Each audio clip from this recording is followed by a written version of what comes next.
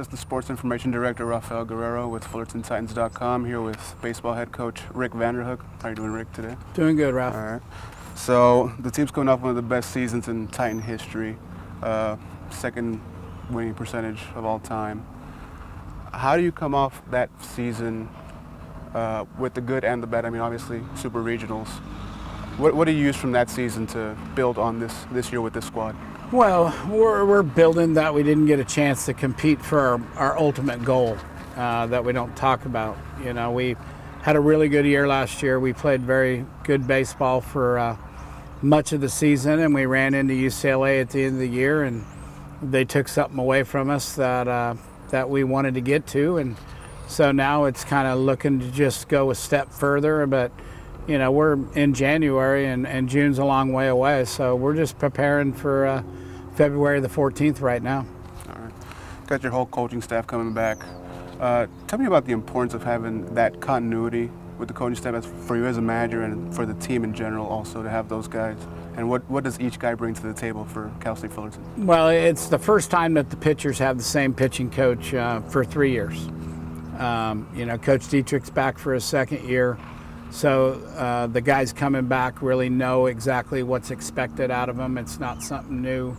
The terminology will be the same. So it gives us some continuity on the pitching side of it. And then the position players, we have a crew that's been with all of us for 3 years now. And so they have an expectation of what we want. And they're doing a pretty good job of coaching themselves. The older guys already know. So they're preparing the younger guys for what they're getting into, and it's gone smooth so far. All right, you've got 18 returners coming back. You lost some pieces like Carlos, Richie, Michael. Can you gauge the experience of the squad that's coming back this year, and how do you adjust to the loss of those guys? Well, let's go with the loss. We lose Carlos Lopez and Richie and Michael and Hudding, who all were major contributors for 4 years. And so you've got a lot of experience to return. Between Richie and Hudding and Carlos and Chad Wallach, you're talking guys that, you know, we had about 25 years of college baseball experience, over 1,000 at-bats. So they'd been in a lot of situations, and we're not going to replace it. We just have to start off where we're at and then have the other guys step in. Chapman and J.D. Davis have played a long time in their career. They both have started a lot of games. Jared Deacon's a fifth-year senior behind the plate. He has some experience. Keegan Dale's a senior who has played some every year, so he has some experience. Austin Deemer and Clay Williamson have some experience. So we're a little bit on the opposite of last year when we had Graham as the only pitcher coming back with some experience in Kobe, to where we have all three of our starting pitchers coming back who accumulated close to or over 300 innings. Kobe Ghana 40 innings out of the bullpen, Willie 40 innings out of the bullpen, Peitzmeyer. So we're just a little reversed this year. The pitching has some experience, but now the pitching has expectations. Mm-hmm. You know, the expectations of Garza and Escherman and Graham to all repeat what they did. But the key piece to that puzzle is Lorenzen, who I don't think we ever lost the game that he pitched in at the end. He either got a win or got a save, and that led us pretty good onto what we're doing. Talk about that pitching staff. Last year, obviously, you had kind of an unknown with a couple of freshman guys coming in. Now they have those expectations. How do you expect those three guys to step in this year and elevate, if possible, what they did last year? Well, I asked them not to try to elevate. Mm-hmm. I asked them just to try to go out and do what they do pitching-wise. And they can't expect for Justin to go 12-0 or for Thomas to only walk one guy or Graham to go 9-4. It's just go out and give us a chance to win and pass the baton on to the other guys. How do you fill in for Lorenzen, obviously, your bullpen? What's that going to look like this year? What have you seen so far? Well, we're starting to establish an identity down there at the end of the game. Kobe Ghana's been working really good, pitching back-to-back days. J.D. Davis, who didn't pitch all during the fall, is now going Fridays and Sundays, and and they're both maintaining their velocity, and they're both extremely competitive. And I think the competitiveness of the closer at the end of the game is very important. But all we want to do is give ourselves a chance to win, and then just pass it along. And I think those two guys will be plenty capable in that situation. Obviously, one of the big stories this offseason was Phil Bickford deciding to come here instead of signing with the Blue Jays, 10th overall pick. What do you see his role on this team being, and what have you seen from him so far? Well, I've seen since they've came back and we've started working out, Phil's gotten a little better every day. He has high expectations. People have high expectations for him. But he's pitching with guys that are really good. And, competitive-wise, he's doing good. He's throwing the ball pretty firm. He's taken to his secondary stuff pretty good. Threw on Friday in our first scrimmage 4 innings and no runs. And so just trying to get him to go and try to strive to be the best guy, along with Chad Hawken, who's been really solid right now, and Ryan Keota. And all they are is 3 more pieces to the puzzle for us. But we need pitching, and pitching's the name of the game. Let's talk about the outfield a little bit. Walk me through the guys that are going to be out there this year and who you're expecting big things from in 2014. Well, we have a 5-man mix in the outfield. We returned Austin Deemer, who played a lot last year, and it was sparingly. And so we have him in center and left, kind of moving around a little bit. Austin's physical. He's not your prototypical leadoff hitter, even though he's been hitting in that spot. But an extremely good defensive player, covers a lot of ground, and is just very efficient. Tyler Steeb, who is our prototypical leadoff hitter. He can really run. He's been playing a lot of left field, and has really come back in January and played very well. Clay Williamson is a physical guy who has good ability in the outfield to play out there, and has done a good job out there so far, and was one of our most productive guys in the fall. Showed some power for us, played really good defense, can really run the bases. Greg Velasquez, who's a senior, has been moving around between right field and first base, and has played both well. And his first time he's been healthy in a year. His legs, he had problem last year with hamstring injuries, and has been working really hard to get those under control, and has really played good so far in the early part of January. And then J.D. Davis has moved out to right field. He plays some third base. He played some first base, but it is getting more acclimated. J.D. was an outfielder in his early years in high school, and he runs good, and he has a really good arm for us out there. So those 5 guys are going to be the guys in the mix in the outfield for us. And now take me to the infield. Lost Richie, Carlos, a couple of big losses there, Chad Wallach. Who are the guys that are going to step in there, and who you're expecting big things from? Well, we'll go to the catching position. Jared Deacon rotated with Chad. Chad played most of the time, but Deke has a lot of experience. He caught a bunch of games as a freshman. He caught some games as a sophomore, played some last year. He's a 5th-year guy. Has really got a feel for what we want him to do, and really handles the pitchers very well.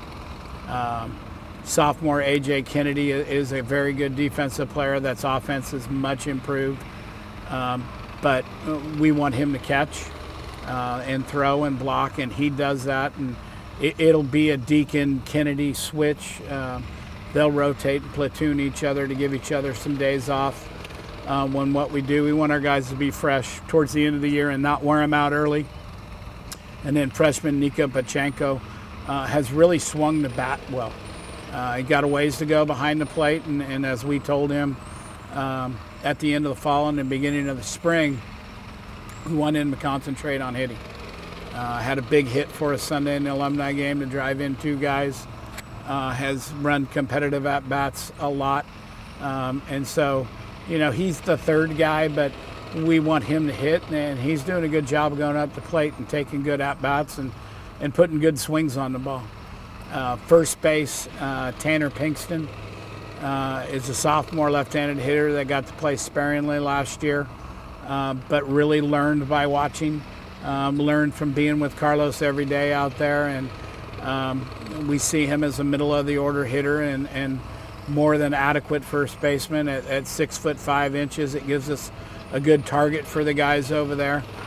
He's got some athleticism. He's done a good job. At second base, Jake Jeffries returns for his sophomore year. Much improved defensively, keeps getting better out there every day. And then Taylor Bryant, who's a very good defensive player, who's a freshman that, has bounced around the infield some in the fall just to see what he can do, and he can play all the positions.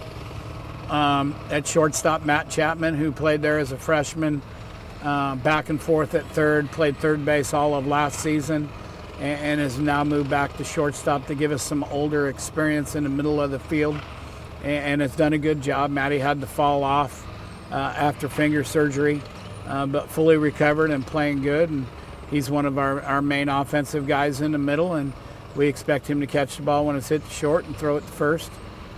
He's backed up right now by Timmy Richards, who is probably one of the shortstops, infielders of the future.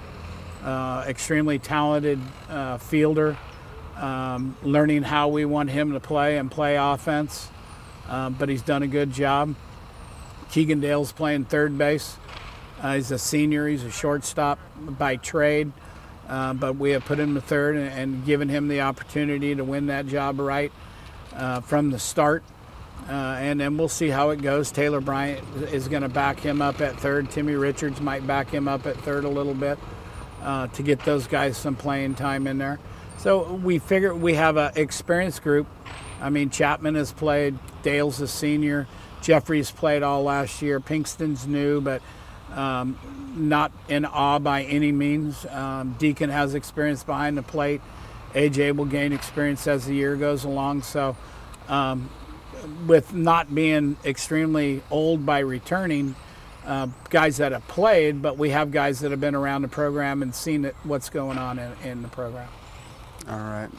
Once again, your schedule's filled with some tough opponents, a couple of trips, one to Oregon, a couple of games with UCLA. Tell me a little bit about the schedule this year and how important it is to schedule those tough non-conference opponents. Well, we need to judge ourselves early on what we're going to do and then what we need to work on and prepare for the Big West Conference. Washington State's rolling in here with an extremely old team. They returned 27 guys. They returned all their starting pitchers, almost all their starts from last year back to this year. And Donnie runs a good club up there. They're physical. They're not intimidated by everything. They play in the Pac-10. So I think they're a good opponent to start off with. We roll after that to a SC on Tuesday night, and then we go to USF, which is a regional team every year, year in, year out. Coach Garantano has a solid club. Brad Zimmer played in the summer with Chapman on Team USA. He's one of the top prospects in the country. They can always pitch, and so we see that, and then we get to roll up to Uncle George's place up in Oregon, where I'm sure the weather will be favorable. It's probably be a little cool, and it'll probably have a little bit of rain, which we haven't seen out here for a long time.